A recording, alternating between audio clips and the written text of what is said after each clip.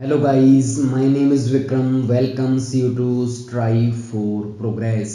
आज हमारा चैप्टर है 16 लाइट, जिसको हम डिटेल से समझेंगे। काफ़ी इंटरेस्टिंग चैप्टर है। The world is largely known through the senses. हम चारों तरफ अपना जो वर्ल्ड है, अपना जो एनवायरनमेंट है, उसको कैसे जानते हैं? अपने सेंसेस की वजह से। हमें सुनता है कानों से, हम कोई भी टेस्ट करते हैं, कोई भी चीज़ हमें स्मेल करते हैं, नाक से कर रहे हैं, हम देख रहे हैं तो आंखों से देख रहे हैं। तो अपने वर्ल्ड को कैसे जानते हैं? सेंसेस से। The sense of site is one of the most important senses. अगर हम देखने वाला जो सेंस की बात करें, जो आई से देखते हैं, वो सबसे मोस्ट इम्पोर्टेंट है।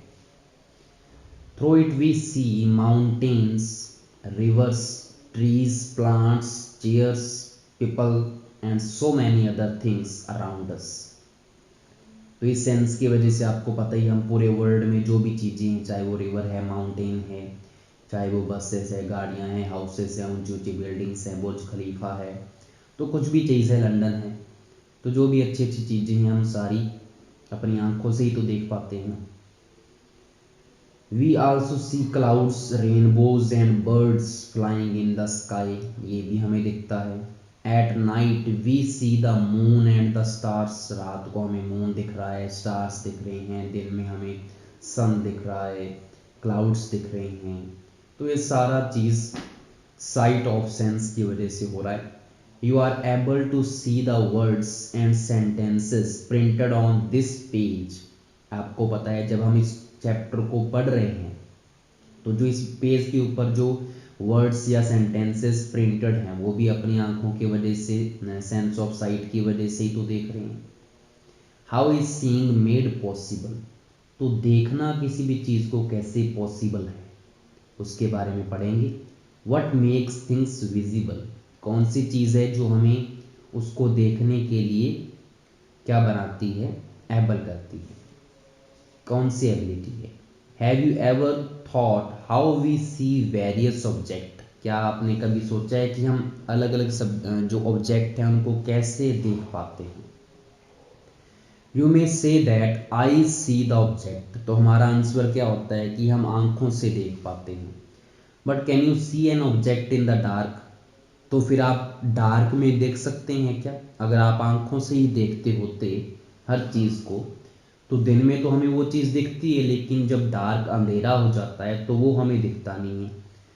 It means that eyes alone can not see any object. तो इसका सीधा मतलब क्या है कि सिर्फ आईज से हम किसी भी ऑब्जेक्ट को नहीं देख सकते, सिर्फ आईज से। It is only when light from an object enters our eyes that we see the object. ये सिर्फ तभी होता है, तभी हमें ऑब्जेक्ट दिखता है, जब उस ऑब्जेक्ट से लाइट हमारी आंखों में पड़ती है। ठीक है। The light may have been emitted by the object or may have been reflected by it. अब लाइट वो कैसे आ सकती है? या तो वो खुद ऑब्जेक्ट अपनी लाइट एमिट कर सकता है, मतलब जिसको ल्यूमिनेंस ऑब्जेक्ट बोलते हैं, जिनकी खुद की लाइट होती है, जिसके एग्जाम्पल जैसे सन आ गया, खुद की लाइट है इसकी। बल्ब हो गया, लैंप हो गया, कैंडल हो गया, ये तो क्या है? ल्यूमिनेंस ऑब्जेक्ट हैं, खुद अपनी लाइट छोड़ रही हैं। लेकिन कुछ ऑब्जेक्ट होते हैं जिनकी खुद की लाइट नहीं होती, वो क्या करते हैं? लाइट को रिफ्लेक्ट करते हैं।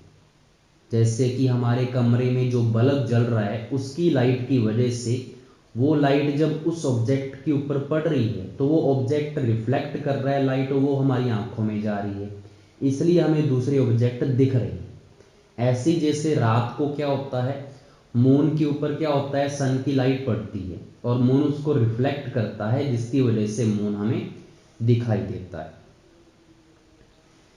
तो you learn in class 7th that a polished or a shiny surface can act as a mirror. ये हमने मिरर के बारे में पढ़ा था 7th में, कि कोई भी चीज़ पॉलिश है या कोई शाइनी सरफेस है, या मिरर की बात कर लें। A mirror changes the direction of light that falls on it. तो मिरर क्या करता था, अगर उसके ऊपर कोई लाइट पड़ती है तो उसकी डायरेक्शन को चेंज कर देता है। Can you tell in which direction the light falling on a surface will be reflected. तो हमें ये पता है कि उसकी उसी प्लेन में थोड़े से एंगल को चेंज करके उसी डायरेक्शन में वो क्या कर देता है, लाइट को रिफ्लेक्ट कर देता है। जैसे कि अगर 45 डिग्री एंगल के ऊपर प्लेन मिरर के ऊपर लाइट पड़ेगी तो वहां से 45 डिग्री एंगल के ऊपर ही वो क्या हो जानी है, रिफ्लेक्ट हो जानी है उसी प्लेन में। ऐसे नहीं कि वो अंदर चली जाएगी, लाइट रिफ्लेक्ट हो जाएगी, बाउंस बैक हो जाएगी वो। लेट अस फाइंड आउट, इसको हम एक्सपेरिमेंट से भी देखेंगे, जो मैंने एक्सपेरिमेंट इस चैनल के ऊपर भी डाल रखा है मिरर वाला, कि रिफ्लेक्शन कैसे करता है mirror. Laws of reflection, activity 16.1, fix a white sheet of paper on a drawing board or a table। तो आपने क्या करना है, एक वाइट पेपर लेना है और उसको फिक्स कर देना है किसी टेबल के ऊपर। टेक अ कॉम्ब, आपने एक कॉम्ब लेना है, and close all it's opening except one in the middle, और इसकी जो सारी ओपनिंग्स हैं, बीच में जो क्या होते हैं, स्लिट्स होती हैं, उन सभी को बंद कर देना है, सिर्फ एक मिडल वाली को छोड़कर। You can use a strip of black pepper for this purpose. उसको ढकने के लिए आप क्या कर सकते हैं, ब्लैक चार्ट पेपर ले लें और उसको टेप से उसके ऊपर लगा दें, बीच वाली को छोड़कर। Hold the comb perpendicular to the sheet of paper, फिर उसको क्या करना है आपने, शीट ऑफ पेपर के परपेंडिकुलर 90 डिग्री एंगल के ऊपर उसको सीधा पकड़ लेना है। Throw light from a torch through the opening of the comb from one side. अब इसके पीछे एक टॉर्च रखना है, टॉर्च से लाइट को आपने एमिट करना है, और लाइट क्या करेगी, उस एक ओपनिंग में से होती हुई किसके ऊपर पड़ेगी, उस मिरर के ऊपर पड़ेगी। अब वो एक, अगर एक ही ओपनिंग में से जाएगी तो वो जो स्लिट है वो एक नैरो बीम बन जाएगी लाइट की। जो पीछे से इतनी बड़ी लाइट आ रही है टॉर्च की, वहां से जब गुजरेगी तो एक नैरो बीम बन जाएगी, और वही हमारे काम की है। जब वो उसके ऊपर पड़ेगी मिरर के ऊपर, तो देखो आप फिगर में भी आपको दिख रहा है कि मिरर ने उसको क्या कर दिया, रिफ्लेक्ट कर दिया।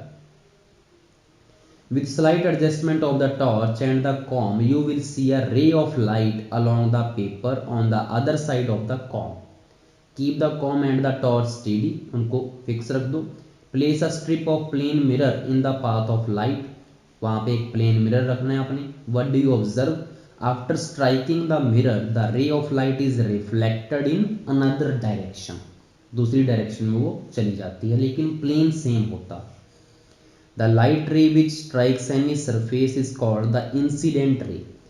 अब जो लाइट मिरर के ऊपर पड़ती है, स्ट्राइक करती है, उसको बोलते हैं incident ray. The ray that comes back from the surface after reflection is known as the reflected ray। तो मैं कब से इस वर्ड को यूज कर रहा हूं, रिफ्लेक्टेड।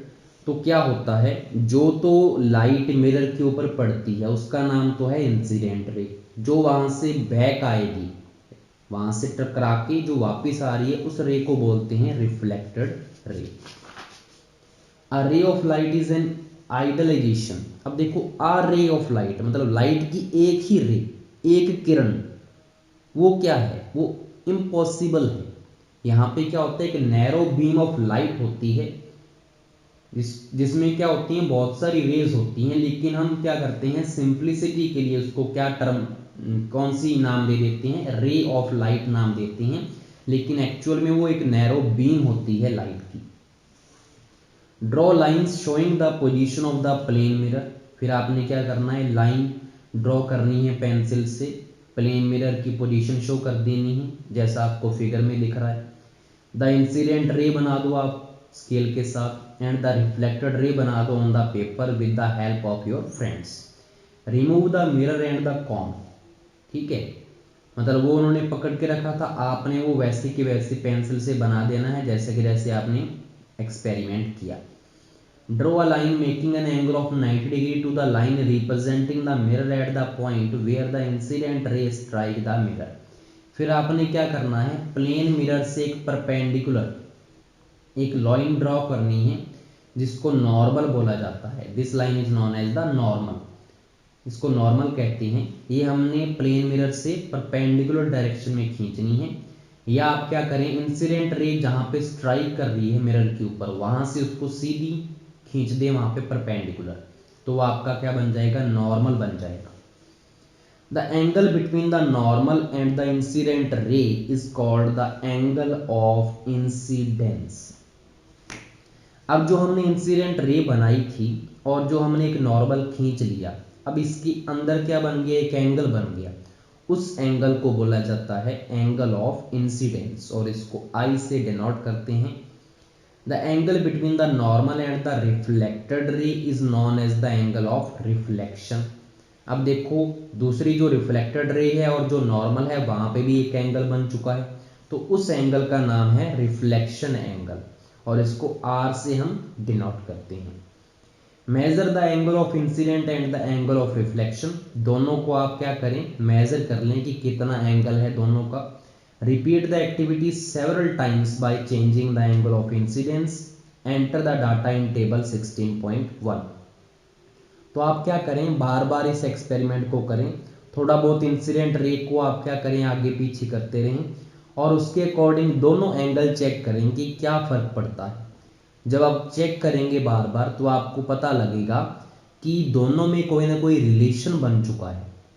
जब भी आप इंसिडेंट एंगल जैसे 45 डिग्री का बनाते हैं वहां पे, तो रिफ्लेक्टेड एंगल भी 45 डिग्री का आ रहा है।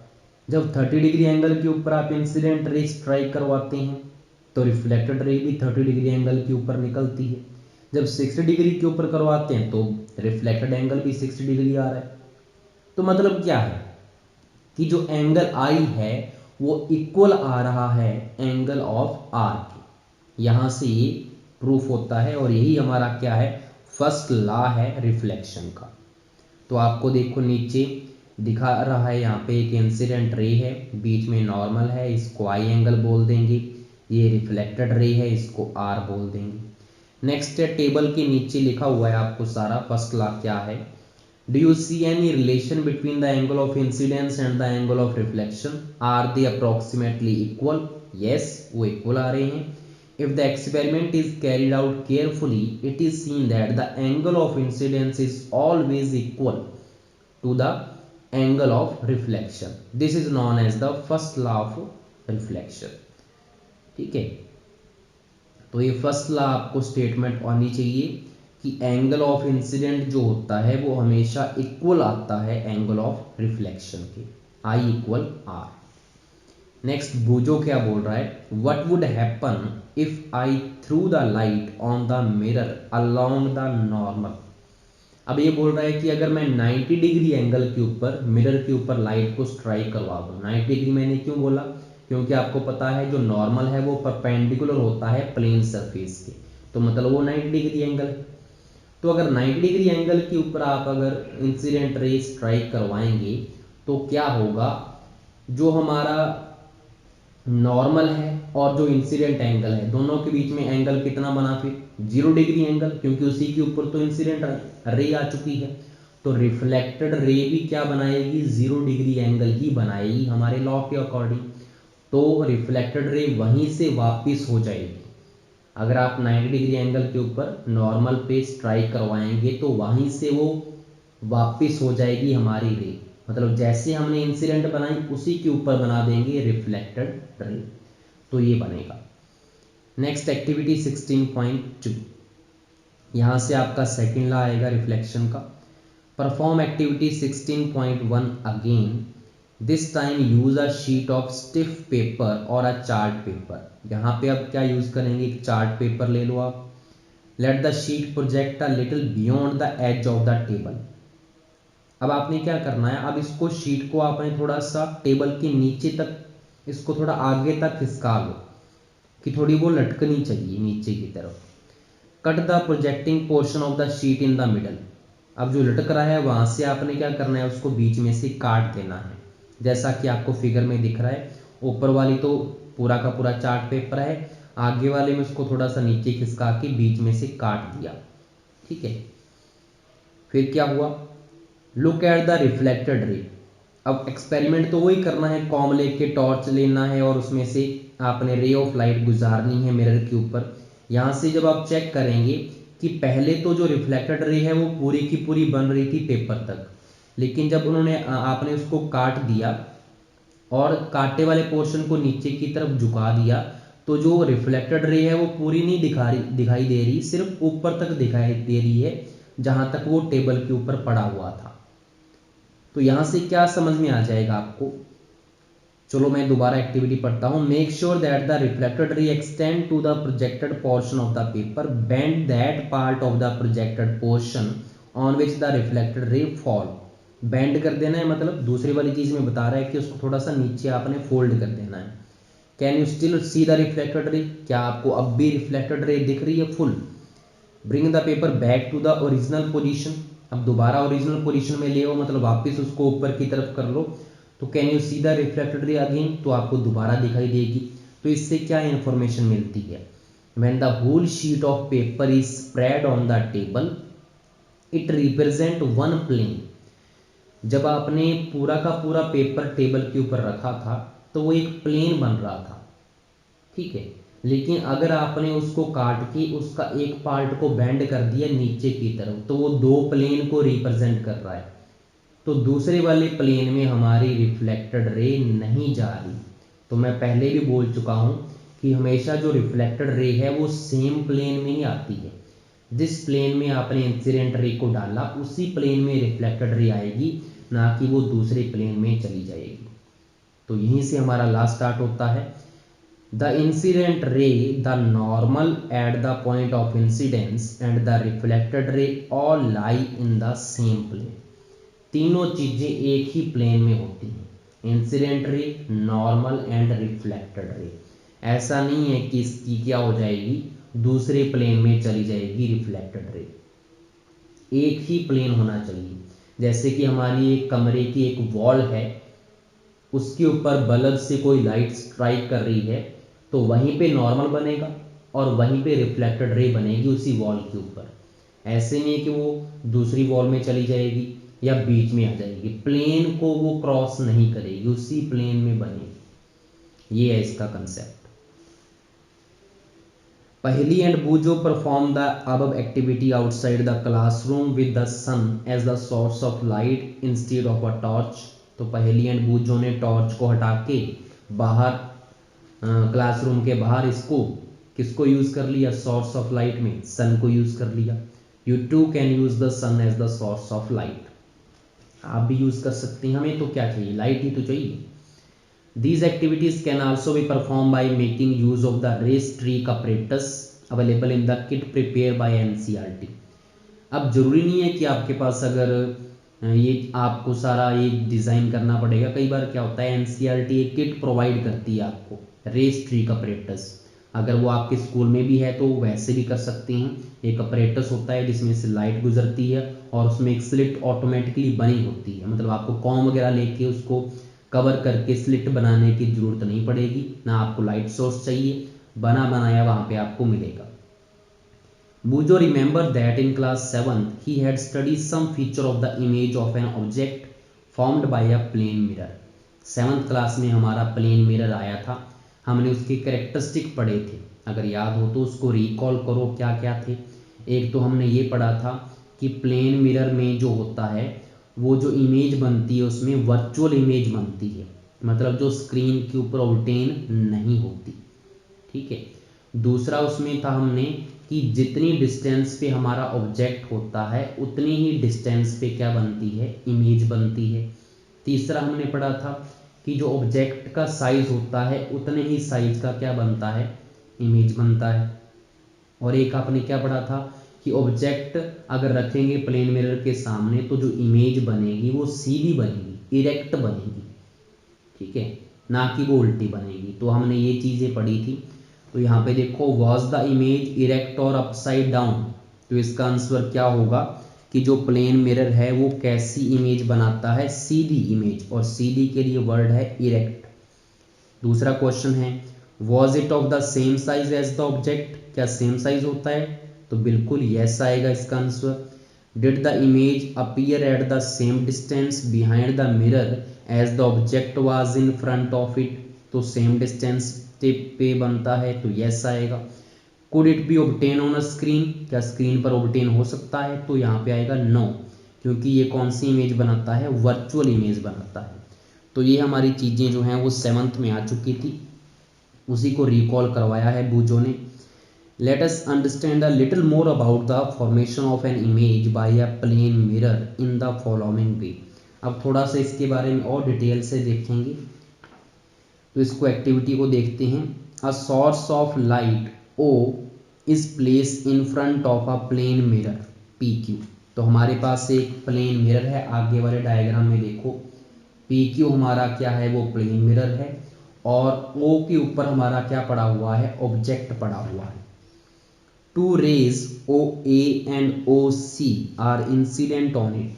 तो हमने क्या किया, वहां से पेंसिल से दो रे बना देनी है। एक तो ओ ए आ रही है प्लेन मिरर के ऊपर, अलग अलग पॉइंट है दोनों, देखो ओ ए आ रही है, और दूसरी रे यहां से निकलकर सी पॉइंट के ऊपर स्ट्राइक कर रही है मिरर को। अब आपको पता है कोई भी अगर इंसिडेंट रे आएगी तो प्लेन मिरर उसको रिफ्लेक्ट करेगा। तो ए पॉइंट से जो रिफ्लेक्ट होगी वो तो बी की तरफ जा रही है, आगे हमारी एक आई दिख रही है, और जो सी के ऊपर स्ट्राइक किया था जिस रे ने, वो सी से डी की तरफ जा रही है, वो भी रिफ्लेक्ट होगी। फिर हमने क्या करना है, ए और सी के ऊपर आपको पता है प्लेन मिरर के परपेंडिकुलर नॉर्मल बना देना है डॉटेड लाइन से। इसके बाद क्या है, draw normals to the surface of the mirror P Q at the point A and C, then draw the reflected ray at the point A and C. Draw कर देंगे हम। How would you draw these rays, call the reflected rays A B and C D respectively, उसको नाम दे दिया। Extend them further, do they meet. अब उनको आगे की तरफ आप एक्सटेंड करो, किसको, बी और डी को, क्या वो मीट कर सकती हैं, वो तो मीट करेंगी नहीं क्योंकि वो तो अलग अलग हो चुकी हैं बिल्कुल। तो फिर हम क्या करें, डू दे मीट नाउ, नहीं। If they meet mark this point as I. अब आपको पता है वो आगे की तरफ तो मीट नहीं कर रही, फिर हमने क्या किया, उसको एक्सटेंड कर दिया पीछे की तरफ, ठीक है, एक्सटेंड कर देना उसको बैकवर्ड, लिखा था ना। तो क्या वो मीट करेंगी, तो बिल्कुल वो मीट कर जाएंगी, क्योंकि उसको अगर पीछे की तरफ करेंगे तो वो आपस में मिल जाएंगी आगे की तरफ। उस पॉइंट को हमने आई नाम देना है, आई का मतलब इमेज हो जाएगा उसका। For a viewer's eye at E do the reflected rays appear to come from the point I. अब जब हम उसको देखेंगे अपनी आई से, जो हमारी ई पॉइंट पे है, तो हमें ये लगेगा कि वो जो रेज आ रही हैं रिफ्लेक्टेड रे, वो कहाँ से आ रही हैं, पॉइंट आई से आ रही हैं। Since the reflected rays do not actually meet at I, वो एक्चुअल थोड़ी मीट कर रही हैं, हमने तो वो आगे की तरफ मीट नहीं कर रही थी, तो हमने उसको पीछे की तरफ मीट करवा दिया, एक प्रकार का धक्के से करवा दिया, क्योंकि मीट ही नहीं कर रही वो। तभी तो हमने डॉटेड से बनाया उसको, नहीं तो हमने रियल लाइन से बनाना था ना उसको, एक्चुअल लाइन से। But only appear to do so, we say that a virtual image of the point O is formed at I. तो जब भी कोई हम इमेज बनाते हैं, और अगर हमने लाइन को डॉटेड करके बनाया है, मतलब हमने धक्के से एक्सटेंड कर दिया उसको, तो वो हमेशा जो इमेज बनती है वो वर्चुअल इमेज बनती है, वो रियल इमेज नहीं बनी उसकी। तो ये हमने पहले भी बता ही दिया था कि जो प्लेन मिरर है वो कैसी इमेज बनाता है, वर्चुअल इमेज बनाता है। As you have learn already in class 7, such an image can not be obtain on a screen. तो ये वाली जो इमेज है वो स्क्रीन के ऊपर ऑब्टेन नहीं हो सकती। You may recall that in an image formed by a mirror, the left of the object appears on the right and the right appears on the left. This is known as lateral inversion. और आपने एक बात और पढ़ा था 7th class में, हमारे एक एम्बुलेंस वाला जो टॉपिक था, कि जो एम्बुलेंस है उसके ऊपर जो एम्बुलेंस वर्ड लिखा हुआ है वो उल्टा क्यों लिखा होता है। उसका रीज़न ये है कि जो प्लेन मिरर है वो अगर कोई चीज़ लेफ्ट में होती है तो उसको राइट में दिखाता है एक्चुअल में, और जो राइट में एक्चुअल में होती है वो उसको मिरर में लेफ्ट में दिखाएगा। मतलब जो लेटर होता है वो उसका इन्वर्ट हो जाता है, उल्टा हो जाता है, और इसी फिनोमिना को बोलते हैं लेटरल इन्वर्जन। ठीक है, ये लेटरल इन्वर्जन शो करता है प्लेन मिरर। जैसे कि अगर हमने अपने लेफ्ट हैंड को मिरर के सामने उठाया तो मिरर में वो वाला हैंड कौन सा होगा, राइट हैंड होगा। तो आपने ये एक्टिविटी भी की थी 7th क्लास में। तीसरी एम्बुलेंस में ऊपर जो वर्ड है उल्टा लिखा होता है, क्योंकि जब आगे वाला जो व्हीकल है उसको प्लेन मिरर में चेक करेगा कि पीछे क्या आ रहा है, तो वहां पे प्लेन मिरर उसको सीधा दिखाएगा एम्बुलेंस। ठीक है, अगर वो सीधा लिख देते एम्बुलेंस के ऊपर तो वहां पे फिर वो उल्टा दिखता, तो फिर उसको समझ में नहीं आता कि पीछे पता नहीं क्या आ रहा है, ऐसे वर्ड से लिखे हुए हैं। तो उस लेटरल इन्वर्जन को ध्यान में रखते हुए उन्होंने उस चीज को यूज किया है एम्बुलेंस के ऊपर। तो यहाँ पे ये चीज हो चुकी है। अब नेक्स्ट टॉपिक है हमारा रेगुलर एंड डिफ्यूज्ड रिफ्लेक्शन। अब रेगुलर क्या है, डिफ्यूज्ड क्या है। तो activity 16.4, imagine that parallel rays are incident on an irregular surface as shown in figure. आपके पास कोई सरफेस है जो इररेगुलर है, बिल्कुल प्लेन नहीं है, बिल्कुल स्मूथ नहीं है, वो उसमें इररेगुलरिटीज हैं। वहां पे आप क्या करें, पैरेलल रेज को स्ट्राइक कर, इमेजिन करें कि पैरेलल रे उसके ऊपर स्ट्राइक कर रही हैं। Remember that the laws of reflection are valid at each point of the surface. अब यहाँ पे लॉ ऑफ रिफ्लेक्शन तो काम करेगा ही कि जितने एंगल पे इंसिडेंट रे आएगी उसी एंगल पे क्या होगा, रिफ्लेक्शन होगा। Use these laws to construct reflected rays at various point. तो यहां से हमने क्या किया, वेरियस पॉइंट पे रिफ्लेक्टेड रेज बना दी। अब आपको नीचे फिगर में दिख रही हैं। तो अब आपको यहां से देखने से ये पता लग रहा है कि जो रिफ्लेक्टेड रे है वो आपस में सारी पैरेलल नहीं है। इसका रीजन ये है कि जो आपका जो सरफेस है वो क्या है, इररेगुलर है। ठीक है, are the parallel to one another तो नो आएगा। You will find that these rays are reflected in different direction. अलग अलग डायरेक्शन में वो क्या हो रही हैं, सारी की सारी रे रिफ्लेक्ट हो रही हैं। When all the parallel rays reflected from a plane surface are not parallel, the reflection is known as diffused और irregular reflection। तो ऐसा वाला जो रिफ्लेक्शन जिसमें सारी की सारी जो इंसिडेंट रे पहले पैरेलल थी, लेकिन जब रिफ्लेक्शन हुआ तो वो सारी जो थी रेज वो क्या होगी, डिफरेंट डायरेक्शन में चलेगी। तो इस वाले जो रिफ्लेक्शन को हम इररेगुलर या डिफ्यूज रिफ्लेक्शन बोलते हैं, जो एक जैसा नहीं है। Remember that the diffuse reflection is not due to the failure of the laws of reflection, it is caused by the irregularities in the reflecting surface like that of a cardboard. अब ये किसकी वजह से हुआ है, ऐसे थोड़ी है कि यहाँ पे लॉ ऑफ रिफ्लेक्शन हमारा फेल हो गया। वो तो हमारा काम कर रहा है कि जितने एंगल पे इंसिडेंट आ रही है उसे के अकॉर्डिंग रिफ्लेक्टेड एंगल होगा, लेकिन यहाँ पे क्या हो रही है, सारी इररेगुलरिटीज हैं। कोई सरफेस में नीचे वाली जगह है, कोई ऊपर है, उबड़ खाबड़ सा हमारा क्या है, सरफेस है। जैसे कि कार्डबोर्ड में होता है, आपने देखा होगा कार्डबोर्ड देखे, ऊपर वो कहीं पे नीचे से होगा, कहीं से ऊपर से होगा, तो उबड़ खाबड़ सा होता है, वो बिल्कुल प्लेन थोड़ी होता है, हमारे मिरर की जैसा थोड़ी होता है। तो वो रीजन है इसका। On the other hand reflection from a smooth surface, अब अगर हमारा स्मूथ सरफेस होगा जिसमें इरेगुलरिटीज नहीं होंगी, like that of a mirror, जैसे मिरर है हमारा, इज कॉल्ड रेगुलर रिफ्लेक्शन। वहां पे क्या देखने को मिलेगा आपको, रेगुलर रिफ्लेक्शन। जैसे कि ये आपको नीचे पिक्चर में दिख रहा है, बिल्कुल प्लेन सरफेस है, स्मूथ सरफेस है, बिल्कुल कोई इरेगुलरिटीज नहीं है, कोई उबड़ खाबड़ जगह नहीं है। जब यहाँ पे पैरेलल इंसिडेंट रे आ रही हैं तो वो पैरेलल ही क्या कर रही हैं, सारी रिफ्लेक्ट कर रही हैं। तो ये दो चीजें थी यहाँ पे समझने के लिए। उसके बाद हमारा ऊपर क्या बोला गया है, do we see all object due to reflected light. क्या सारी चीजें जो हम देखते हैं वो रिफ्लेक्टेड लाइट की वजह से ही देखते हैं। इस क्वेश्चन का आंसर देखेंगे हम। Nearly everything you see around is seen due to reflected light. ठीक है, मेनली क्या होता है, ज्यादातर हम रिफ्लेक्टेड लाइट की वजह से ही देखते हैं सारी चीजें। जैसे कि moon for example receive light from the sun and reflect it. जैसे कि हमने ये बता ही दिया था कि मून किसकी लाइट ले रहा है, सन से लाइट ले रहा है और उसको रिफ्लेक्ट कर रहा है, जिसकी वजह से मून हमें दिखाई देता है। That's how we see the moon.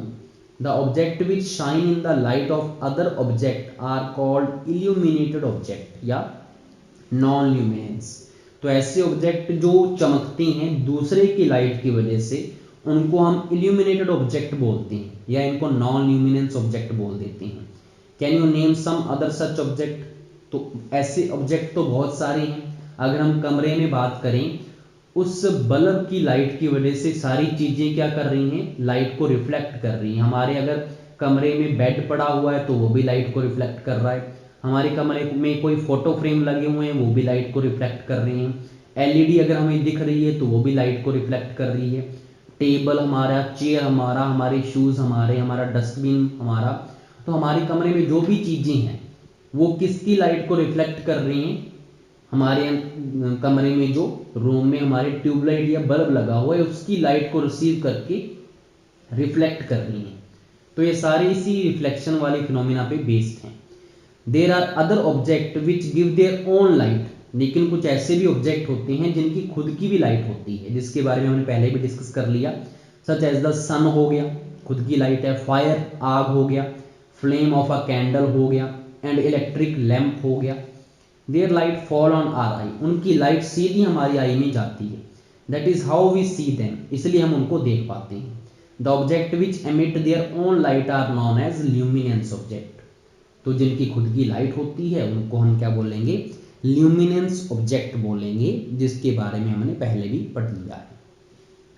उसके बाद बूजो क्या बोल रहा है, आई हैव अ क्वेश्चन। अब इसका एक क्वेश्चन खड़ा हो गया, can the reflected raise be further reflected if incident on another mirror? बिल्कुल। अब देखो मिरर का काम क्या है, मिरर ने तो रिफ्लेक्शन करना है। लाइट चाहे कहीं से भी आए, चाहे पहले वाले मिरर से रिफ्लेक्ट होके लाइट दूसरे वाले मिरर के ऊपर पड़ जाए तो उसको तो लाइट इंसिडेंट ही मिलेगी ना, उसके ऊपर तो लाइट स्ट्राइक कर ही रही है, तो उसने तो रिफ्लेक्टेड करना ही है ना। तो आगे के आगे मिरर क्या कर देते हैं, लाइट को रिफ्लेक्ट करते रहते हैं, और इसको बोलते हैं मल्टीपल रिफ्लेक्शन। जिसके ऊपर एक बहुत ही अच्छा हमारा डिवाइस आएगा जिसको बोलते हैं पेरिस्कोप, जो हमने क्लास 6 में देखा था। हमारे चैनल के ऊपर पेरिस्कोप कैसे काम करता है, इसको कैसे बना सकते हैं, वो भी यहाँ पे डाली हुई है वीडियो, उसको भी चेक कर लेना। तो टॉपिक है reflected light can be reflected again. Recall the last time you visited a hair dresser, he she makes you sit in front of a mirror, वो आपको मिरर के सामने बैठा देते हैं। After your hair cut is complete, he she hold a mirror behind you to show you how the hair has been cut। जब सारा cutting वाला काम हो जाता है तो वो अपने हाथ में एक और दूसरा मिरर ले आते हैं और फिर आपको वो पीछे वाले जो हेयर हैं कैसे काटे गए हैं उनको भी वो दिखा देते हैं। आपको आगे वाले मिरर में सब दिखता है। Do you know how you could see the hair at the back of your head? क्या आपने सोचा कि आपके पीछे वाले जो हेयर हैं, बैक ऑफ हेड हैं, वो आप कैसे देख पाते हैं? तो इसका रीजन है मल्टीपल रिफ्लेक्शन की वजह से।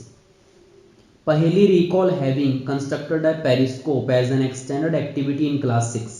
तो पहली बता रही है कि हमने क्लास 6 में एक एक्सटेंडेड एक्टिविटी में पेरिस्कोप के बारे में देखा था, उसको बनाया था। The periscope makes use of two plane mirror, उसमें हमारे दो प्लेन मिरर होते हैं। Can you explain how reflection from the two mirrors enable you to see object which are not visible directly? क्या आप बता सकते हैं कि क्लास 6 में जो आपने एक्टिविटी की थी, जो हमें ऑब्जेक्ट सीधे नहीं दिख पाते उनको भी हम देख लेते हैं।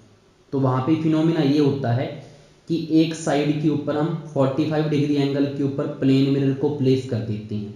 अब उसके सामने जो ऑब्जेक्ट होता है वहाँ से लाइट आती है उस मिरर के ऊपर और वहाँ से रिफ्लेक्ट होके वो सीधी नीचे आती है, और नीचे भी एक मिरर रखा होता है 45 डिग्री एंगल के ऊपर। तो वो जो रिफ्लेक्टेड रे है वो दूसरे मिरर के ऊपर आएगी, वो उसके लिए इंसिडेंट रे हो गया, तो वो दोबारा उसको रिफ्लेक्ट करता है अनदर डायरेक्शन में, और वहां से हमें वो ऑब्जेक्ट दिख पाता है जो पहले वाले मिरर के सामने पड़ा था, वो दूसरे वाले मिरर से देखने से भी हमें वो दिख जाएगा। तो ये एक्टिविटी आप जरूर देख लें, इस चैनल के ऊपर है। Periscope are used in submarine. अब इसका यूज किस में किया जाता है? सबमरीन में, क्योंकि सबमरीन पानी के नीचे चलती है। अगर उन्होंने वाटर के सरफेस के ऊपर क्या हो रहा है वो चेक करना है तो वो क्या करते हैं, सबमरीन में से सिलेंड्रिकल ट्यूब सी होती है वो बाहर निकली होती है और वहाँ पे एक मिरर लगा होता है। मिरर वहाँ पे क्या करेगा, वाटर के ऊपर जो भी ऑब्जेक्ट होगा वहाँ से लाइट जाएगी मिरर के ऊपर, फिर वो दूसरे वाले मिरर में जाएगी जो सबमरीन के अंदर लगा होता है। तो उस वाले मिरर से वो अपना सारा चीज़ को देख पाते हैं कि वो वाटर सरफेस के ऊपर क्या हो रहा है।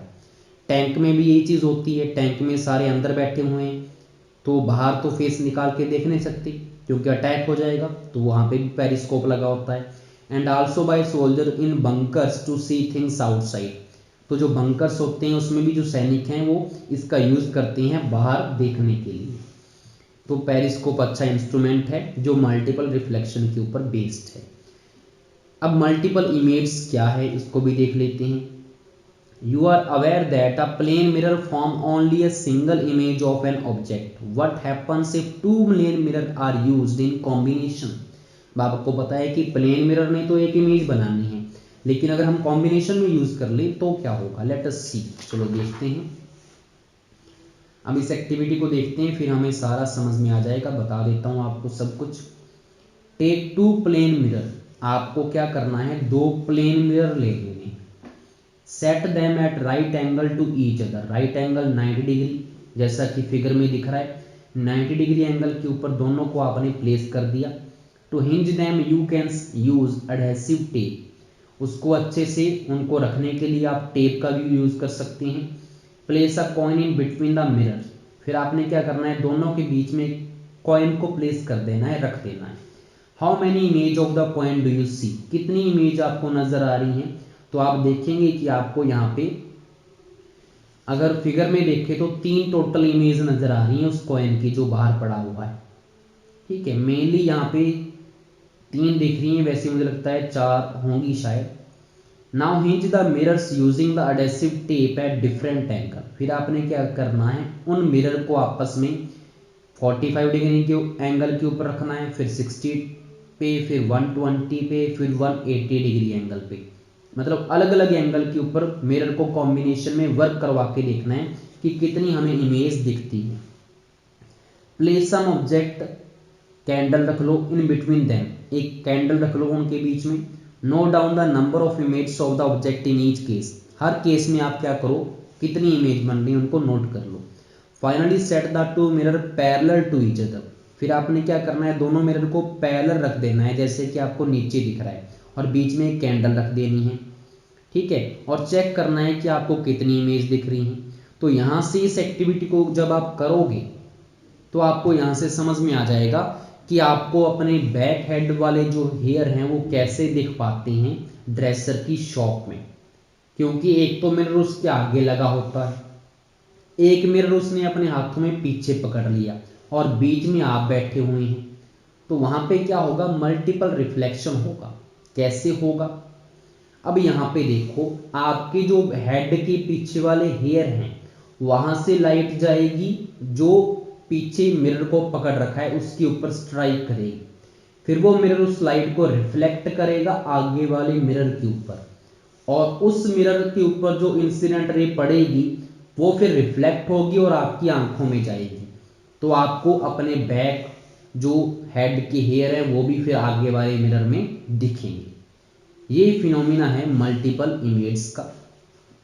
This idea of number of image formed by mirrors placed at an angle to one another is used in a kaleidoscope to make numerous beautiful patterns.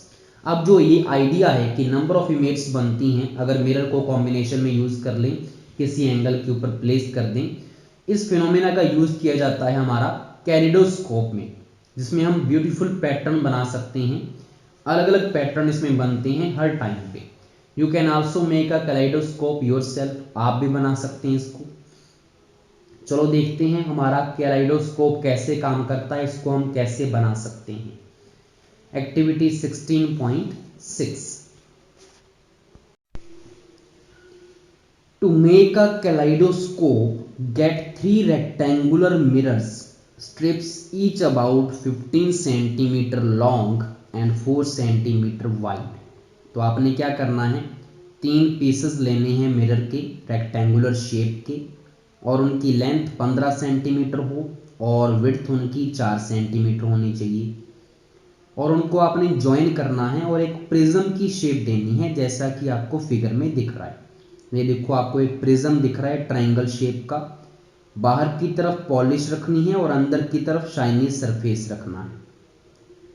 Fix them in a circular cardboard tube or tube of a thick chart paper.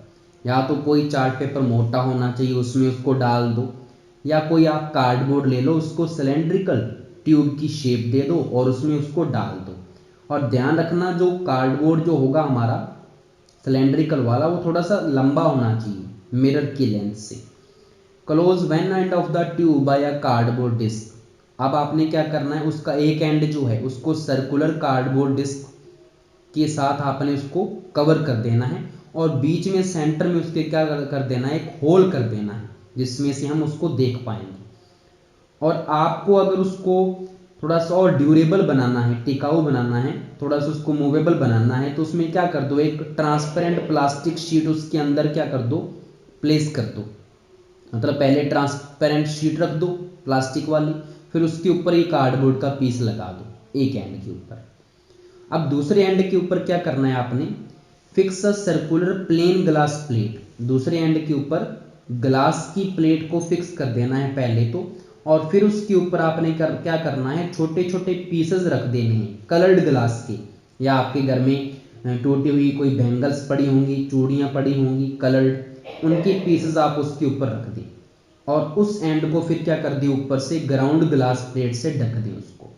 मतलब नीचे plate रखी, उसके ऊपर glass के pieces coloured वाले, फिर उसके ऊपर एक ग्राउंड प्लेट रख दी।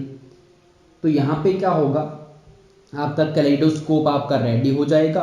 और जब आप उस होल में से जब उसकी झलक देखेंगे, पीप होती है झलक, तो आपको डिफरेंट डिफरेंट वहां पे पैटर्न देखने को मिलेंगे कलरफुल। ठीक है, तो एक ये इंटरेस्टिंग फीचर है कैलेडोस्कोप का कि ये कभी भी सेम पैटर्न नहीं दिखाता बार बार, ये हमेशा अलग पैटर्न दिखाएगा आपको। इसलिए जो वॉलपेपर जो बनाते हैं डिजाइनर, वो इसकी हेल्प लेते हैं कैलेडोस्कोप की नया पैटर्न को बनाने के लिए। जो फैब्रिक बनाते हैं वो भी आर्टिस्ट होते हैं, वो भी इसी का यूज करते हैं। तो अगर आपने कैलेडोस्कोप बना लिया है और इसको अच्छे से अट्रैक्टिव और बनाना है अपने टॉय को, तो आप कार्डबोर्ड जो आपने लिया था उसके ऊपर क्या कर दें, एक कलर्ड पेपर पेस्ट कर दें कि अच्छा लगेगा कार्डबोर्ड वाला, फिर ऐसे देसी सा लगेगा ना, तो इसको थोड़ा अट्रैक्टिव बना सकते हैं। तो ये आपका टॉय तैयार है। डिफरेंट डिफरेंट आप पैटर्न के मजे लीजिए, आनंद लीजिए। नेक्स्ट हमारा टॉपिक है सनलाइट, वाइट और कलर्ड। ये हमने क्लास 7th में भी देख लिया था कि जो सनलाइट है वो वाइट लाइट है, लेकिन वो 7 कलर से मिलकर बनी हुई है, 7 कलर हैं उसमें। विबग्योर जिसमें हमने पढ़ा था। In class 7th, you learn that the sunlight is referred to as white light. You also learn that it consists of 7 colors. Here is another activity showing that sunlight consists of 7 colors. तो यहाँ पे आपको एक activity करके और दिखाया गया है कि कैसे उसमें और भी कलर्स होते हैं। तो 16.7 एक्टिविटी देखते हैं पहले। Get a plane mirror of a suitable size. आपको एक प्लेन मिरर चाहिए इस एक्टिविटी के लिए। ये भी एक्टिविटी इस चैनल पे है, तो आप उसको चेक कर सकते हैं, जिसमें हमने एक होममेड क्या बनाया है, रेनबो बनाया है। Place it in a bowl, कटोरी, और उसको क्या कर दें, एक बाउल या कटोरी में प्लेस कर दें और उसमें पानी डाल देना है। और इसको एक क्या करना है, अपनी विंडो के सामने रख देना है उस कटोरी को, ताकि जो सन की लाइट है उसके ऊपर पड़े, मिरर के ऊपर। फिर आपने क्या करना है, उसके सामने एक स्क्रीन रखनी है। अगर आपके सामने वॉल है तो ठीक है, नहीं तो आप एक वाइट शीट पेपर ले लें और उसके सामने रख दें। आप क्या देखेंगे कि वाइट लाइट जब मिरर के ऊपर पड़ेगी तो मिरर और जो पानी है इन दोनों का कॉम्बिनेशन एक प्रिज्म की तरह काम करेगा, और वो वाइट लाइट को क्या करेगा, यहाँ से बांट देगा, स्कैटर कर देगा 7 कलर्स में, उसको डिस्पर्स कर देगा, और वो 7 के 7 कलर आपको व्हाइट पेपर के ऊपर नजर आएंगे जैसे रेनबो होता है। तो इस चीज को क्या बोलते हैं कि एक लाइट जो स्प्लिट हो जाती है कलर्स में, इसको बोलते हैं डिस्पर्शन ऑफ लाइट। और रेनबो में यही चीज आपको देखने को मिलती है, जो एक नेचुरल फिनोमिना है कि एक जो व्हाइट लाइट है वो क्या होती है, 7 कलर्स का कॉम्बिनेशन होती है। तो ये इस एक्टिविटी को आप करके देख सकते हैं। नेक्स्ट हमारा टॉपिक है what is inside our eyes. हमारी आईज में क्या है। We see things only when light coming from them enter our eye. मतलब किसी भी ऑब्जेक्ट से जब लाइट हमारी आई में आती है तो हम उसको देख पाते हैं। Eye is one of our most important sense organ, तो ये इंपॉर्टेंट तो हुआ ना, तभी तो हम सारी चीजें देख पा रहे हैं। It is therefore important to understand its structure and working, तो ये भी इंपॉर्टेंट है कि हम इसके बारे में पता तो होना चाहिए ना कि इसकी स्ट्रक्चर कैसी है, ये कैसे काम करती है। द आई हैज़ अ रफली स्फेरिकल शेप, तो सबसे पहले तो अगर देखें आई जो है इसकी शेप है spherical. The outer coat of the eye is white, बाहर वाली जो कोटिंग है इसकी वो वाइट कलर होता है, आपने देखा ही है। इट इज टफ, ये टफ होता है, so that it can protect the interior of the I from accident. अब ये ऊपर वाला टफ क्यों है, ताकि अगर कोई एक्सीडेंट हो जाए तो अंदर वाली जो चीज है, मटेरियल है, उसको बचा पाए। इट्स ट्रांसपेरेंट फ्रंट पार्ट, अब इसका जो फ्रंट पार्ट है वो ट्रांसपेरेंट है, जिसके आर पार देख सकता है, उसको बोलते हैं कॉर्निया। अब आगे वाले फिगर में आप सभी चीजों को देख लो, ये हमारा कॉर्निया है ट्रांसपेरेंट वाला। Behind the cornea we find a dark muscular structure called iris. अब देखो कॉर्निया के पीछे क्या होती है, एक डार्क मस्क्यूलर स्ट्रक्चर है, मसल से बनी हुई है जो, उसको बोला जाता है iris. In the iris there is a small opening called the pupil. अब इन आइरिस के बीच में एक छोटा सा, जैसे आपको अपनी आंख में एक ब्लैक सा डॉट दिख रहा है ना, बिल्कुल बीच बीच में, किसी के ब्लैक होगा, किसी के वो ब्लू होगा, किसी के वो ग्रीन कलर का होगा, वो क्या होता है, वो प्यूपिल होता है। ठीक है, the size of the प्यूपिल is controlled by the iris. अब प्यूपिल का जो साइज है वो कौन कंट्रोल करेगा, वो करेगा आइरिस हमारा। The iris is that part of I which give it it's distinctive colour. अब आइरिस ही वो चीज होती है जो अलग अलग कलर की होती है। When we say that a person has green eyes, we refer actually to the colour of the iris. अब अगर हम बोल रहे हैं कि इसकी आंखें जो हैं वो ग्रीन कलर की हैं, तो एक्चुअल में कलर किसका ग्रीन है, वो आइरिस का कलर है।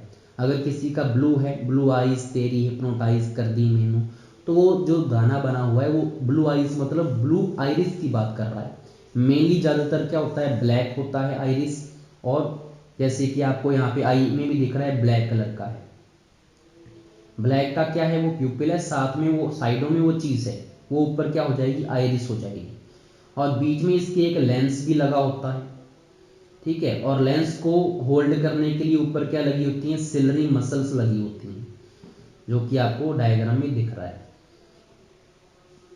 When we say that a person has green eyes, ये हो गया, the iris control the amount of light entering into the eye। अब जो iris है वही क्या करेगा, कंट्रोल करेगा कि कितनी लाइट आई में एंटर करनी चाहिए, क्योंकि प्यूपिल का साइज कौन कंट्रोल कर रहा है, आइरिस, और प्यूपिल में से तो क्या करनी है, लाइट एंटर करनी है, तो सारा कुछ कंट्रोल कौन कर रहा है, आइरिस ही कंट्रोल कर रही है। कलर भी किसका अलग अलग होता है, आइरिस का।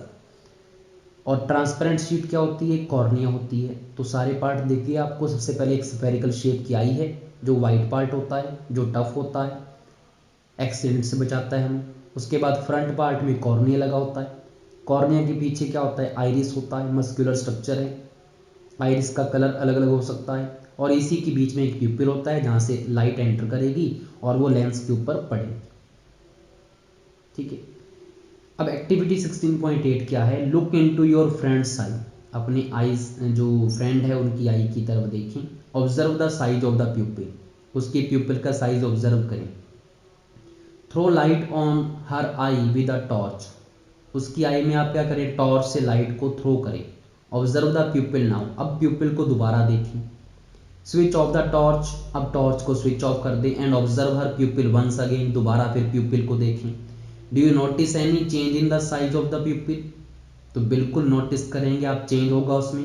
इन which case was the pupil larger, किस केस में प्यूपिल जो है उसका लार्जर है, तो जब आपने टॉर्च को ऑफ कर दिया तो उसका प्यूपिल लार्ज हो गया, और जब आपने टॉर्च को ऑन किया तो प्यूपिल क्या हो गया, छोटा हो गया। Why do you think it was so, ऐसा क्यों होता है, इसका रीज़न ये है कि अगर ज़्यादा लाइट आपकी आंखों में एंटर कर जाएगी, प्यूपिल अगर बड़ा होगा और टॉर्च भी आपने ऑन कर दी, तो आपका अंदर वाली जो चीज़ है, लेंस वगैरह है, वो डैमेज हो सकती है, अंदर वाली जो इंटरनल स्ट्रक्चर है। इसलिए क्या कर देता है, आइरिस उसको कंट्रोल कर देता है, वो राइट अमाउंट में लाइट हमें अंदर भेजेगा। अगर बाहर ब्राइट लाइट है तो वो प्यूपिल का साइज छोटा कर देगा ताकि कम लाइट भी हमें इनफ है देखने के लिए। लेकिन अगर बाहर डिम लाइट है तो वो प्यूपिल का साइज बड़ा कर देगा ताकि ज़्यादा लाइट एंटर कर सके और फिर हमें डिम लाइट में दिख सके। तो ये बहुत ही अच्छी यहाँ पे चीज़ है आइरिस की। In which case do you need to allow more light in the eye when the light is dim or bright. तो ज़्यादा लाइट कब चाहिए आपको, आई के अंदर डिम जब होगा। Behind the प्यूपिल of the eye is a lens which is thicker in the centre. अब जो पीछे लगा होता है वो एक लेंस लगा होता है जो बीच में थिकर होता है, मोटा होता है। What kind of lens is thicker at the centre. तो आपने 7th क्लास में लेंस के बारे में पढ़ा था, थिकर कौन सा होता है, तो कन्वेक्स लेंस होता है, इसका आंसर आएगा। Recall what you learn about lenses in class 7th। The lens focus light on the back of the eye. अब जो लेंस है वो लाइट को क्या करता है, फोकस करता है। कहाँ पे करेगा, बैक ऑफ द आई। तो आपको एक बैक आई की जो बैक है उसमें आपको एक लेयर दिख रही है जिसको रेटिना बोलते हैं, जो आपको फिगर में दिख रहा है। रेटिना वो मेनली पर्दा ही होता है। The retina contains several nerve cells. अब इसमें बहुत सारी सेल्स होती हैं, nerve cells. Sensation felt by nerve cells, जो भी ये सेंस करती हैं नर्व सेल वो ब्रेन को पहुंचाएंगी। किसके थ्रू पहुंचाएंगी, ऑप्टिक नर्व के थ्रू। तो लास्ट में देखो एक ऑप्टिक नर्व भी दिख रही है। There are two kinds of cells. अब यहाँ पे दो टाइप की सेल्स होती हैं नर्व सेल्स जिसकी बात कर रहे हैं। कोन्स, एक तो कोन्स होती है और दूसरी होती है रोड्स। कोन्स तो क्या करेगी, ये सेंसिटिव होती है ब्राइट लाइट के लिए। मतलब जो भी हमें कलरफुल चीज़ें दिखती हैं वो कोन्स की वजह से, जितना ज़्यादा कोन्स होगा उतनी ज़्यादा कलरफुल चीज़ें हमें दिखेंगी। रोड्स ये सेंसिटिव होता है डिम लाइट के लिए। तो मेनली मतलब जो आउल होता है, उल्लू होता है, उसको रात को दिखता है, मतलब उसमें क्या है, रोड्स ज़्यादा हैं, इसलिए इसको डिम लाइट में भी दिखता है। कौन सेंस कलर, कौन क्या करती हैं, कलर को सेंस करती हैं। At the junction of the optic nerve and the retina there are no sensory cells. अब जहाँ पे ये ऑप्टिक नर्व है और जहाँ पे ये रेटिना का जंक्शन है, दोनों आपस में मिल रहे हैं जहाँ पे, वहाँ पे कोई भी नर्व सेल्स नहीं होती। तो वहाँ पे अगर कोई भी नर्व सेल्स नहीं है तो वहाँ पे कोई सेंसेशन नहीं होगा। तो मतलब वहाँ पे अगर कोई लाइट पड़ेगी तो वो हमें देखेगा ही नहीं ऑब्जेक्ट। तो उस स्पॉट को क्या बोलते हैं, ब्लाइंड स्पॉट। मतलब वहाँ पे अगर कोई चीज़ फोकस हो रही है तो वहाँ पे फिर वो हमें नहीं दिख पाएगी क्योंकि सेंसेशन ही नहीं है, कौन सा रोड्स ही नहीं है वहाँ पे। Its existence can be demonstrate as follows. अब ये कहाँ पे है हमारा ब्लाइंड स्पॉट, इसको अगर चेक करना है तो इसके लिए एक एक्टिविटी दे रखी है आपको 16.9। Make a round mark and a cross on a sheet of paper with the spot to the right of the cross. आपने क्या करना है, एक rectangular white sheet of paper लेना है, उसके एक एंड के ऊपर आपने सर्कुलर डॉट राउंड मार्क बना देना है और दूसरे एंड के ऊपर आपने क्रॉस बना देना है। The distance between two marks में बी 6 to 8 सेंटीमीटर। दोनों के बीच की डिस्टेंस कितनी होनी चाहिए, 6 से 8 centimetre. Hold the sheet of paper at an arm's length from the eye. अपनी आई से कितना दूर रखना है, अपनी आर्म की लेंथ जितना। क्लोज योर लेफ्ट आई, अपनी सबसे पहले लेफ्ट आई को क्लोज कर दें। Look continuously at the cross, और कॉन्टिन्यूसली आप क्या करें, क्रॉस को देखते रहें, ठीक है।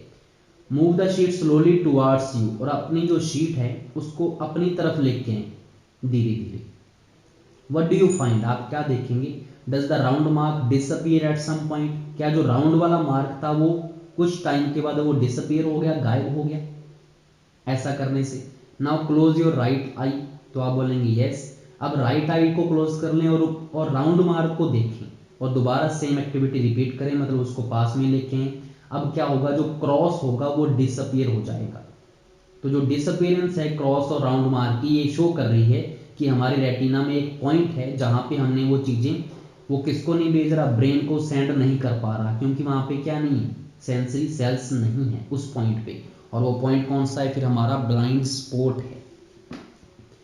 The impression of an image doesn't vanish immediately from the retina. अब जो इमेज की जो इम्प्रेशन है, छाप है जो, वो रेटिना से इमीडिएटली क्या नहीं होती, वैनिश नहीं होती। उसको कितना टाइम लगता है, 1/16 टाइम लगता है उसको, किसका, सेकंड का। सेकंड का अगर 1/16 कर दें उतना टाइम वो हमारे रेटिना के ऊपर रहेगी। So if still image of a moving object are flash on the eye at a rate faster than 16 per second, then the eye perceives this object as moving.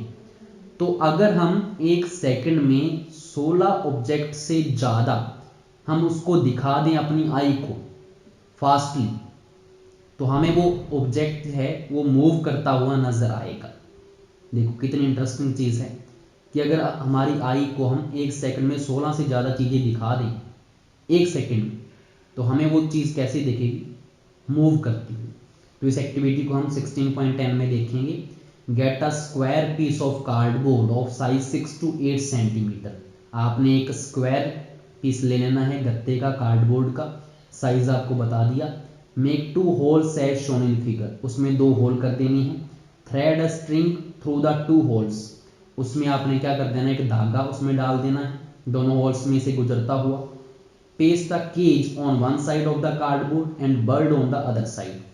White sheet of paper के ऊपर एक bird की picture बना लो और दूसरे cage की, और दोनों को पेस्ट कर दो, एक तो वन साइड में और दूसरे को दूसरी साइड में। उसके बाद ट्विस्ट करना है स्ट्रिंग को और make the card twill rapidly, और कार्ड को घुमाना है तेजी से आपने स्ट्रिंग की हेल्प से, जैसा कि आपको पिक्चर में दिख रहा है। Do you see the bird in the cage, जब आप इसको इतनी तेजी से घुमाएंगे तो आपको क्या दिखेगा कि जो बर्ड है वो केज के अंदर है। तो ये हमारी आंखों का क्या हो जाता है, धोखा हो जाता है। और मूवीज वाले भी ऐसे ही करते हैं। The movies that we see are actually a number of separate pictures in proper sequence. जो हम मूवीज में देखते हैं वो बहुत सारी पिक्चर होती हैं और प्रॉपर सीक्वेंस में लगाई होती हैं, और उसको क्या करते हैं, वो फास्टली हमें दिखा देते हैं एक सेकंड में बहुत सारी पिक्चर। तो हमें क्या करता है कि वो चीज़ क्या चल रही है, मूव कर रही है, हमें ऐसा लगता है, लेकिन वो चीज़ वहीं पे होती हैं। ठीक है, ग्रीन स्क्रीन का भी यूज़ करते हैं। They are made to move across the eye usually at the rate of 24 pictures per second. देखो हमारी आई जो है वो एक सेकंड में 16 पिक्चर को देख सकती है सेपरेट, लेकिन अगर 16 से ज़्यादा हो जाए वो उसको मूव करता हुआ नजर आएगा। तो मूवी वाले क्या करते हैं, हमें 24 पिक्चर्स दिखा देते हैं एक ही सेकंड में, तो हमें वो पिक्चर क्या नज़र आएगी, फिर मूव करती हुई नज़र आएगी। ऐसे हमें ये धोखा देते हैं थिएटर वाले। Nature has provided eyes with eyelid to prevent any object from entering the eye. Eyelid also shut out light when not required. तो नेचर ने हमें आईलीड भी दे रखी हैं जिसको हम क्या कर सकते हैं, बंद कर सकते हैं। ठीक है, अगर कोई भी ऑब्जेक्ट हमारी आई में एंटर कर रहा है तो उसको बंद कर लेंगे, अगर आंधी व तूफान आ रहा है तो बंद कर लेते हैं। तो ये बहुत ही अच्छी चीज़ है, हमें नेचर ने प्रोवाइड कर रखी है। अगर ज़्यादा लाइट आ रही है एकदम से तो भी हम अपनी आईज को बंद कर देते हैं। Eye is such a wonderful instrument that is can clearly see distance object as well as object nearby. अब अगर कोई नॉर्मल पर्सन है तो आई एक वंडरफुल इंस्ट्रूमेंट है, वो दूर की चीज़ को भी देख सकता है और पास वाली चीज़ को भी अच्छे से देख सकता है जो नॉर्मल है। The minimum distance at which the eye can see object distinctly varies with age. अब जो मिनिमम डिस्टेंस है कि कितनी मिनिमम डिस्टेंस पे हम चीज़ को देख सकते हैं, उससे अगर कम हो गया तो वो धुंधली दिखेगी चीज़। तो एज के साथ वो वेरी होती रहती है, जब बूढ़े हो जाएंगे तो वो क्या हो जाएगा, बिल्कुल ही कम हो जाएगा। The most comfortable distance at which one can read with the normal I is about 25 centimetre. 25 centimetre के ऊपर अगर कोई चीज़ है तो हम उसको क्लियरली देख सकते हैं एक नॉर्मल पर्सन। 25 सेंटीमीटर से अगर कम हो गया तो वो क्या हो जाता है, फिर वो हमें धुंधला दिखता है, ट्रांसलूसेंट जैसा दिखता है वो हमें। Some persons can see object close to them clearly but can not see distance object so clearly. अब कई में क्या होता है, ये इफेक्ट होता है, क्या होता है कि वो जो पास वाली चीज़ें हैं उसको तो अच्छे से देख सकते हैं, लेकिन वो दूर वाली जो चीज़ें हैं उनको अच्छे से नहीं देख सकते। तो इसको क्या बोलते हैं, नियर साइटेडनेस बोलते हैं। इसमें उसको हो जाता है, जिसको माइओपिया भी बोला जाता है। On the other hand some person can not see object close by clearly but they can see distant object quite well. और कई ऐसे होते हैं जिनको पास वाली चीज़ जो है वो दिखती नहीं है लेकिन दूर वाली चीज़ अच्छे से दिखती है, तो इस वाली चीज़ को बोलते हैं फार साइटेडनेस। ठीक है, दूरदृष्टि दोष बोलते हैं, या इसको हाइपरमेट्रोपिया भी बोला जाता है।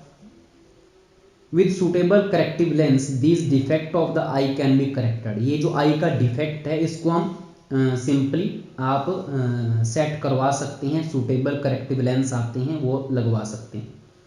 Sometimes particularly in old days I site become foggy. कई बार क्या होता है, आपने बूढ़ों में देखा होगा, उनकी जो आई होती है उसमें व्हाइट कलर सा आने लग जाता है, फॉगी हो जाती है उनकी eyes. It is due to the eye lens becoming cloudy, क्योंकि जो लेंस लगा हुआ है उसके ऊपर क्या हो जाता है, क्लाउड आ जाता है। When it happens persons are said to have cataract. तो जब ये चीज हो जाती है तो उस बीमारी को हम बोलेंगे, डिफेक्ट को हम बोलेंगे कैटरैक्ट। ठीक है। There is a loss of vision sometime extremely several. इसमें क्या हो जाता है, हमारा जो देखने वाली चीज है वो लॉस हो जाती है, हमें दिखता नहीं है, और कई बार क्या होता है, काफी पेन भी होता है। It is possible to treat this defect. ये पॉसिबल है कि हम इसको ट्रीटमेंट कर सकते हैं इसका। The opaque lens is remove. अब जैसे वो जो लेंस है वो क्लाउडी हो चुका है, मतलब उसमें से आर पार नहीं हो रहा, तो मतलब वो ओपैक हो गया ना हमारा लेंस। ओपैक क्या होता है, जिसमें से आर पार नहीं दिखता। तो उस ओपैक को हम रिमूव कर देते हैं लेंस को, और न्यू आर्टिफिशियल लेंस उसमें इंसर्ट कर देते हैं। मॉडर्न जो टेक्नोलॉजी है लेजर वाली has made this procedure simpler and safer. उससे वो सिंपली हो जाता है और वो सेफ भी होता है। नेक्स्ट हमारा टॉपिक है केयर ऑफ द आईज, कि हमने आईज की संभाल कैसे करनी है।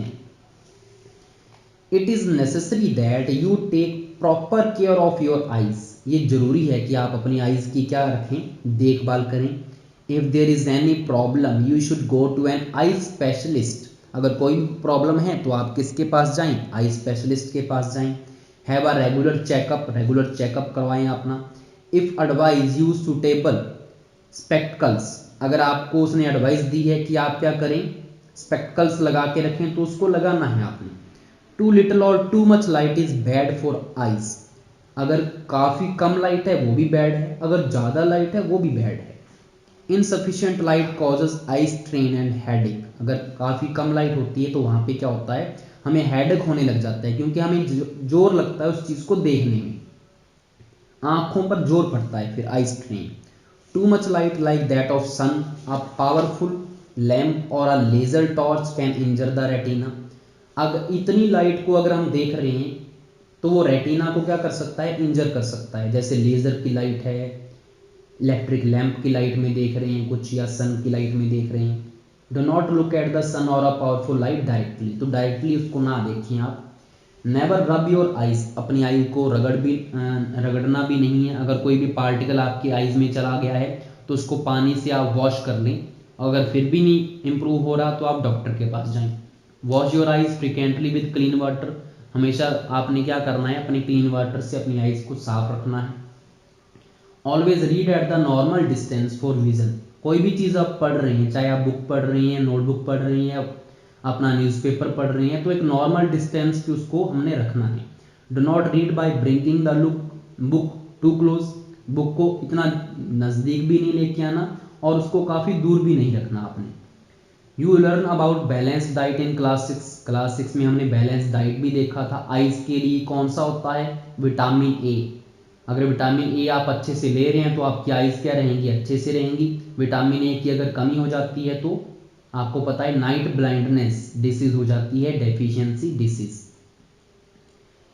If food is deficient in some component, eyes may also suffer. Lack of vitamin A in foodstuff is responsible for many eye troubles. Most common amongst them is night blindness. One should therefore include in the diet component which have vitamin A. तो अब कौन कौन से आपको लेने चाहिए vitamin A के लिए। रॉ कैरेट्स आप ज़्यादा से ज़्यादा खाएं, कच्ची गाजर। ब्रोकोली, ब्रोकोली क्या होता है, गोभी का एक टाइप है। Green vegetable such as spinach हो गया, पालक। कोड लिवर ऑयल हो गया, ये सारे विटामिन ए से रिच हैं। एग हो गया, मिल्क कर्ड हो गया, चीज़ बटर। फ्रूट्स हो गए जैसे कि पपाया, मैंगो, ये सारे विटामिन ए से रिच हैं। अब आपको ऊपर एक वीडियो 9 में क्या बताया हुआ है, animals have I shape in different way. Animals होते हैं कुछ, उनकी आईज जो होती हैं वो डिफरेंट होती हैं। आईज ऑफ अ क्रैब, एक केकड़े की अगर आप आई देखें वो काफ़ी छोटी होती हैं।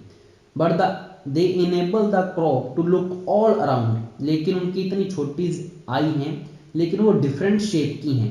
वो चारों तरफ देख सकता है, पीछे भी देख सकता है, दाएं बाएं भी, आगे भी। So the crab can sense even if the enemy approach from behind. Crab अगर आगे की तरफ उसका फेस है, अगर पीछे से कोई एनिमी आ रही है तब भी उसको दिख जाएगा। Butterflies have large eyes, butterflies की देखो आप बड़ी बड़ी आइज होती हैं। हम ऐसे बोल सकते हैं कि वो बनी होती हैं बहुत ही थाउजेंड ऑफ लिटिल आइज से बनी होती हैं। They can see not only in the front, वो सिर्फ फ्रंट में नहीं देख सकती हैं, and the side but the back as well, वो पीछे भी देख सकती हैं। अ नाइट बर्ड जो होता है, आउल होता है, can see very well in the night, क्यों देख पाता है, but not during the day, day में उसको दिखता ही नहीं है। On the other hand day light birds kite और ईगल है, वो अच्छे से देख सकते हैं दिन में, लेकिन उनको रात में नहीं दिखता। इसका रीजन ये है कि जो आउल होता है हैज अ लार्ज कॉर्निया, एक तो उसको कॉर्निया उसका लार्ज है, एंड अ लार्ज प्यूपिल, और उसका प्यूपिल भी बड़ा है, to allow more light in its eye, जिससे क्या होगा लाइट ज़्यादा उसमें एंटर करेगी। Also it has on its retina on large number of rods and only a few cones, और उसका जो रेटिना है उसमें नर्व सेल्स कौन सी ज़्यादा होती हैं, हमने पीछे पढ़ा था रॉड्स, जिसमें रॉड्स ज़्यादा होंगी उसको नाइट में ज़्यादा दिख पाएगा। और जो डे बर्ड्स हैं उनमें क्या होगा, कॉन्स जो होंगी वो ज़्यादा होंगी कलरफुल वाली दिन वाली, और रोड्स कम होंगी। तो ये रीज़न है, काफ़ी इंपॉर्टेंट इंफॉर्मेशन है। उसके बाद आता है हमारा visually challenge person can read and right, 16.9 topic. Video थोड़ा लंबा है लेकिन काफ़ी इंपॉर्टेंट है, तो मैंने एक ही वीडियो में इसको कवर किया कि आपको अच्छे से समझ में आ जाए। Some persons including children can be visually handicapped, आपने देखा है कई बार क्या होता है उनको आंखों से नहीं दिखता, विजुअली हैंडीकैप्ड होते हैं वो। They have very limited vision to see things, या उनका लिमिटेड होता है। Some persons can not see at all since birth, कई जन्म से ही नहीं देख पाते। Some person may lose their eyesight because of a disease, किसी बीमारी से भी उसकी आई साइट चली जाती है। Such person try to identify things by touching and listening to voice more carefully, तो ऐसे जो लोग हैं जिनकी आइज अच्छे से काम नहीं कर रही तो वो टच करते हैं, फील करते हैं और लिसन करते हैं वॉइस को, और अच्छे से उसको समझ पाते हैं, आइडेंटिफाई कर पाते हैं। They develop their other senses more sharply, तो अपना जो दूसरे सेंसेस हैं उनको वो शार्पली डेवलप करते हैं। However additional resources can enable them to develop their capability further, और लेकिन यहाँ पे एडिशनल जो रिसोर्स हैं वो भी यहाँ पे अवेलेबल हैं उनके लिए।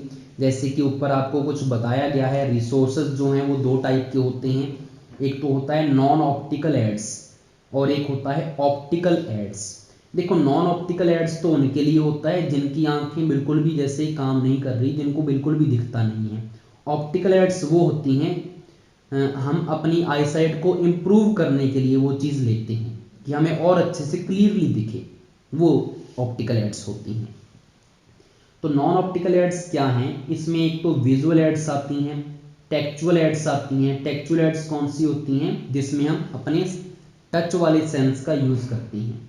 ऑडिटरी एड्स कौन सी होती हैं, जिसमें हम हियरिंग वाले सेंस का यूज़ करती हैं। एक इसमें इलेक्ट्रॉनिक एड्स आती हैं। Visual aids can magnifying words, visual aids से क्या होता है जो वर्ड्स हैं वो बड़े हो जाते हैं। Can provide suitable intensity of light, जिससे सुटेबल इंटेंसिटी मिलती है लाइट की, काफ़ी एंटर करती है हमारी लाइट अंदर आंखों में। And material at proper distance, और प्रॉपर डिस्टेंस पे हमारा वो मटेरियल होता है। Tactual aids including braille writer slate and stylus help the visually challenge person in taking notes, reading and writing. अब टेक्चुअल एड्स कौन से होते हैं, जिनको हम टच करके फील कर सकते हैं। टच वाले में क्या आ जाएगा, ब्रेली कंसेप्ट के ऊपर जो बनी हुई है स्लेट और स्टाइलिस आ जाएगा। जो विजुअली चैलेंज पर्सन है जिससे उसको फील करके उसको अपने नोट्स बना सकता है, रीड कर सकता है, राइट कर सकता है। ऑर्डिनरी एड्स क्या होती हैं आपको पता है, जैसे कैसेट हो गया, सीडी वगैरह, टेप रिकॉर्डर हो गया, टॉकिंग बुक्स आने लगी हैं, बहुत सारी डिवाइसेस हैं जिससे हम जो बोलेगा और हमें सुनेगा तो हम उसको समझ सकते हैं। Electronic aids such as talking calculator, talking बोलने वाले कैलकुलेटर आ चुके हैं। आपने मोबाइल में देखा होगा हम स्पीक करके कुछ भी टाइप कर सकते हैं, होता है ना गूगल में एक स्पीकर वाला बटन दिया होता है, तो वहाँ से भी हमारा काफ़ी वो हेल्पफुल होता है। तो इसमें हम अवेलेबल कर सकते हैं, काफ़ी टास्क परफॉर्म कर सकते हैं कैलकुलेटर से। क्लोज सर्किट टेलीविजन आ जाता है, आल्सो एन इलेक्ट्रॉनिक ऐड है। And large printed material with suitable contrast and illumination, Nowadays, use of audio CDs and voice box with computer are also very helpful for listening to and writing the desired text. ठीक है, तो Audible वाली काफ़ी चीज़ें आने लगी हैं आजकल। ये विजुअली जो चैलेंज पर्सन है उनके लिए बनाई गई हैं कि वो भी इसका यूज़ कर सकते हैं। अब ऑप्टिकल एड्स क्या हैं जो कि हमें और इम्प्रूव करेंगे। इसमें बाईफोकल लेंसेज आ जाएंगे, कॉन्टैक्ट लेंसेज आ जाते हैं, टिंटेड लेंसेज आ जाते हैं, मैग्नीफायर्स आ सकते हैं, टेलीस्कोपिक ऐड आ जाती हैं। While the lens combination are used to rectify visual limitation, telescopic aids are available to view chalkboard and class demonstration. जो chalkboard है उसको अगर हमने अच्छे से देखना है तो टेलीस्कोपिक ऐड का भी हम यूज़ कर सकते हैं, वो भी अवेलेबल है। तो ये दो टाइप के रिसोर्सेज हैं, आपको बस थोड़े से ध्यान में रखने हैं। नेक्स्ट हमारा लास्ट टॉपिक है what is the braille system. अब ब्रेली सिस्टम क्या है? The most popular resource for visually challenge person is braille. Louis Braille एक क्या था, एक पर्सन था, himself a visually challenge person था, जिसकी आंखें नहीं थी, मतलब उसको दिखता नहीं था। Develop a system for visually challenge person, तो उसने खुद ने एक डेवलप किया कि एक विजुअली चैलेंज पर्सन कैसे सीख सकता है, पढ़ सकता है, लिख सकता है, और उसने उस चीज़ को पब्लिश किया 1821 में। द प्रेजेंट जो सिस्टम अडॉप्ट किया गया है ब्रेली कंसेप्ट, वो 1932 का है।